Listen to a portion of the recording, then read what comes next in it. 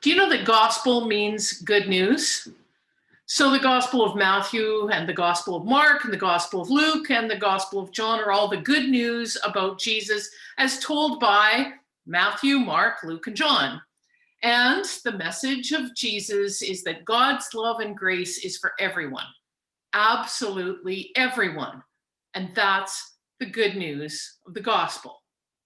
And so when we come to a parable like the one today, one called the parable of the talents, about a tough taskmaster who entrusts property while he goes away, and well, you just read what happened. It's a challenge to think of that as good news for everyone. It was years ago at a preaching conference that I heard Anna Carter Florence reframe the story into good news that's resonated with me. Here's what she said. A man, let's call him Jesus, was going on a journey, and he called his slaves, let's call them disciples, to him, and he entrusted the gospel to them. To one he gave stories, to another he gave compassion, to a third he gave the bread of life and the cup of salvation. There were other disciples who got other things, but we'll concentrate on these three. Then Jesus went away. And the disciple who got the stories went out and told them, and soon there were 5 other disciples telling those stories. And the disciple who received compassion went and offered compassion to someone else, and that person became a disciple too. And she went on to give that compassion to others as well. But the disciple who'd been given the bread of life and the cup of salvation dug a hole in the ground and buried them. After a long time, Jesus came back and asked his disciples to come and tell him what they had done with what he had given to them. The first 2 disciples told him about the stories and the compassion, and they introduced the new disciples, and those disciples introduced still other disciples that they had made, and Jesus was very pleased. Well done, good and trustworthy disciples, he said to them. You have been trustworthy in a few things, and now I will entrust you with many things. Enter into my joy. And then it was the 3rd disciple's turn. The 3rd disciple told Jesus, Master, I knew you were harsh. I knew that you reaped where you didn't sow and gathered where you didn't scatter seed.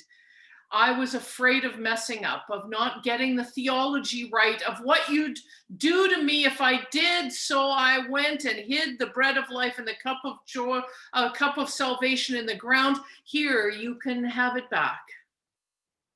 But Jesus replied, you wicked and lazy disciple, you knew, did you, that I reap where I do not sow and gather where I do not scatter? Well, if you were sure of that, you at least should have taken the bread of life and the cup of salvation to the church and let them figure out what to do with it.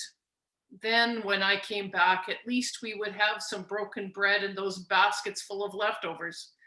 Jesus continued, take the bread and cup away from this disciple and give it to one of the others.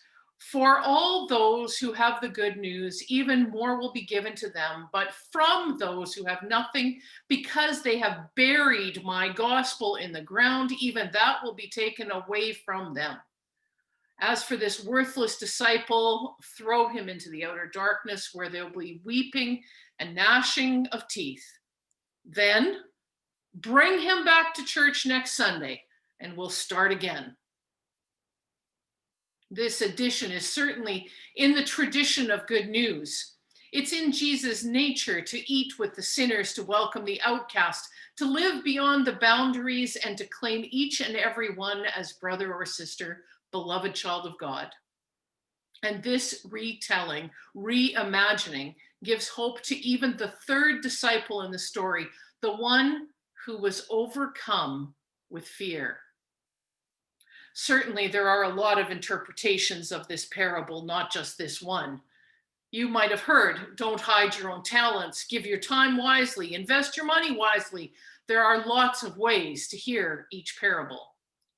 For this one, though, if today we hear it as a reflection on abundance and how abundance and generosity can be crippled by fear, and even when we have been overcome by fear, we are invited back and loved as a precious child of God, then we can hear good news. And the good news is not just for the first two who earn praise the first time around, but good news for the third who's given the opportunity to live beyond fear and to try again.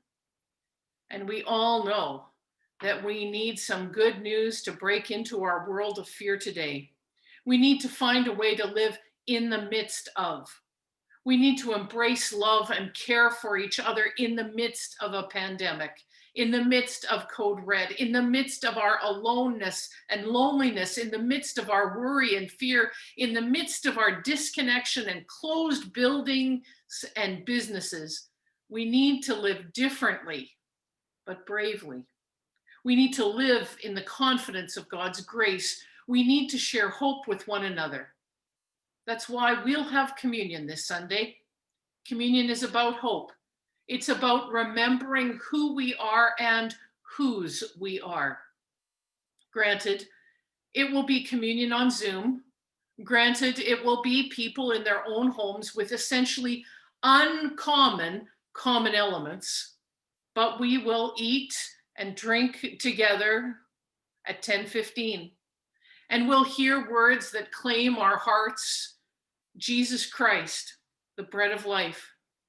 Jesus Christ, the cup of joy, broken for us, poured out for us. And when we have fallen short and been owned by fear, still and always, we are welcomed back. We are welcomed back to have courage. We are welcomed back to try again. We are welcomed back to share abundance. And that's the good news, the gospel, this day and always. Thanks be to God. Amen.